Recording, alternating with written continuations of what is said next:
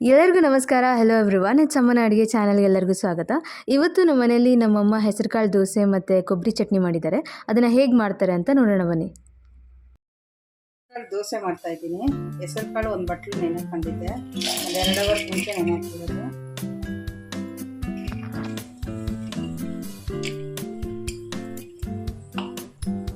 ಮೂರು ಹಸಿಮೆಣಸಿನ್ಕಾಯಿ,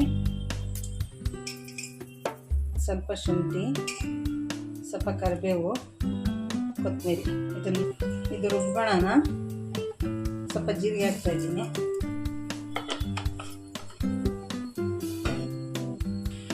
ರುಚಿಗೆ ತಕ್ಕಷ್ಟು ಉಪ್ಪು ಹಾಕ್ಕೊತಾ ಇದ್ದೀನಿ. ಇದನ್ನ ರುಬ್ಕೊಂಡಿದ್ದೀನಿ. ಈಗ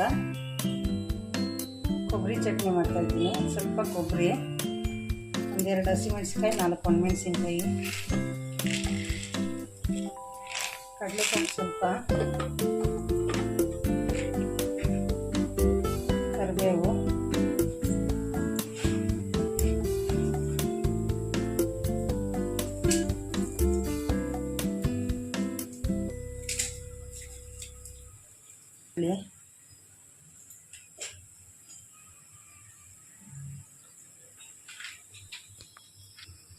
ಉಪ್ಪು ರುಚಿಗೆ,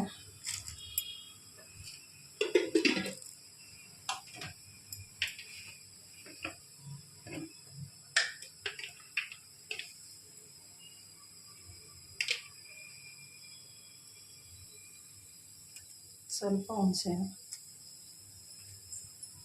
ಇದು ರುಬ್ತೀನಿ ಈಗ ಚಟ್ನಿಗೆ. ಚಟ್ನಿ ರೆಡಿಯಾಗಿದೆ. ಇದು ನೀರು ಮಿಕ್ಸ್ ಮಾಡ್ಕೊಂಡಿದ್ದೀನಿ ರುಬ್ಬಿ. ಇಷ್ಟು ಹದ ಇರ್ಬೋದು.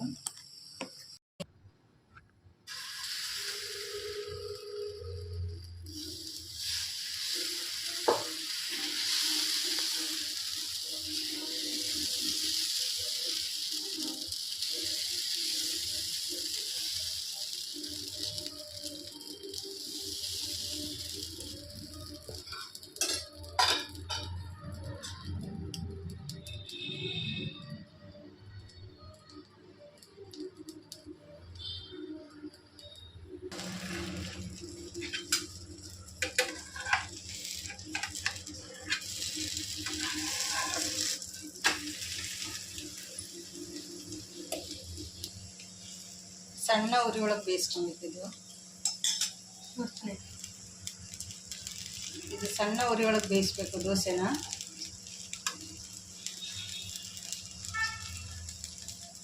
ಹೆಸರುಕಾಳು ದೋಸೆ ರೆಡಿಯಾಗಿದೆ. ಈಗ ಚಟ್ನಿ ಜೊತೆ ಚೆನ್ನಾಗಿರ್ತೈತೆ ಕಾಂಬಿನೇಷನ್ನು.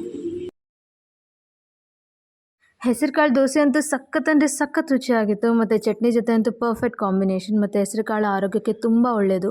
ಮತ್ತು ಹೆಸರುಕಾಳು ದೋಸೆ ಮಾಡೋದಕ್ಕೆ 2 ಅವರ್ ಹೆಸರುಕಾಳನ್ನ ನೆನೆ ಹಾಕೊಂಡ್ರೆ ಸಾಕು. ಮತ್ತು ತುಂಬ ಸಿಂಪಲ್ ರೆಸಿಪಿ ಇದು. ನೀವು ಈ ರೆಸಿಪಿನ ಖಂಡಿತ ಟ್ರೈ ಮಾಡಿ ಮತ್ತು ಟೇಸ್ಟ್ ಮಾಡಿ ಅಂತ ಹೇಳ್ತಾ, ಈ ರೆಸಿಪಿ ನಿಮ್ಗೆ ಇಷ್ಟ ಆಗಿದ್ರೆ ಈ ವಿಡಿಯೋನ ಲೈಕ್ ಮಾಡಿ, ಶೇರ್ ಮಾಡಿ, ಮತ್ತು ನಮ್ಮ ಚಾನಲ್ಗೆ ಸಬ್ಸ್ಕ್ರೈಬ್ ಮಾಡಿ. ಧನ್ಯವಾದಗಳು ಹಾಗೂ ಶುಭ ದಿನ.